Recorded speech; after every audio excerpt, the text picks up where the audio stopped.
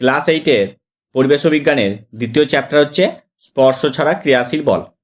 আজ আমরা এই অধ্যায় থেকে প্রশ্ন এবং উত্তর দেখব। প্রথম প্রশ্ন হচ্ছে, কে সর্বপ্রথম তড়িতের প্রকৃতি সম্বন্ধে প্রাথমিক ধারণা দেন? Benjamin Franklin. সমজাতীয় তড়িৎ পরস্পরকে বিকর্ষণ করে। ভিন্ন জাতীয় তড়িৎ পরস্পরকে আকর্ষণ করে। কাঁচকে সিল্ক দিয়ে ঘষলে কোনটি ধনাত্মক আধানে আহিত হবে? কাঁচ ধনাত্মক আধান আর সিল্ক হচ্ছে ঋণাত্মক আধান। রেশমকে এবনাইট দ্বারা ঘর্ষণ করলে এবনাইটে কী ধরনের আধান উৎপন্ন হবে? ঋণাত্মক আধান। এই যে দুটো তোমাদের প্রশ্ন বললাম, এরকম প্রশ্ন তোমাদের পরীক্ষায় আসবে, তোমরা ভালো করে দেখে রাখবে। সার্বজনীন মহাকর্ষ ধ্রুবক কাকে বলে? F=G m1m2/d²। এখানে হচ্ছে জিটাকে মহাকর্ষ ধ্রুবক বলা হয়। জি এর একক কি? Newton metre square per KG square.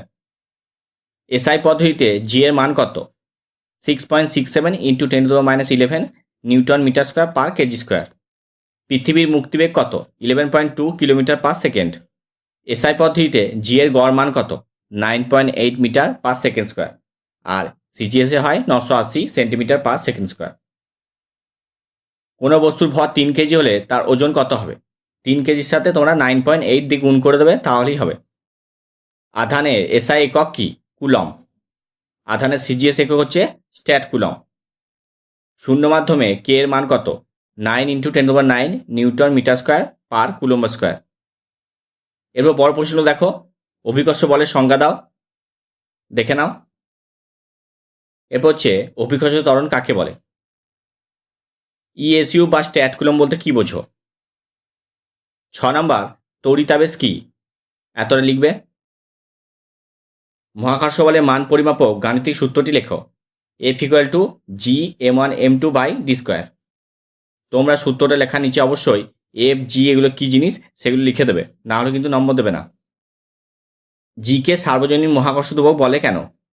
এটা লিখবে। গ্যালিলিও সূত্রগুলি খুব ইম্পর্টেন্ট, পরীক্ষায় বহুবার এসছে, তোমরা এটা ভালো করে করবে। ঘর্ষণজাত তড়িৎ কাকে বলে? কুলম্বের সূত্রটা দেখে নাও। পরমাণু নিস্তড়িত হয় কেন? এটাও খুব ইম্পর্টেন্ট, ভালো করে করবে তোমরা। এই উত্তরটা লিখবে। শীতকালে প্লাস্টিকের চিরুনি দিয়ে চুল আঁচড়ালে পটপট শব্দ হয় কেন? স্থির তড়িৎ বল কাকে বলে? দেখে নাও। দেখাও যে একক ভরের বস্তুর উপর অভিকর্ষ বলের মান ও অভিকর্ষ ত্বরণের মান সমান হয়। প্রমাণটা দেখে নাও। এতটা।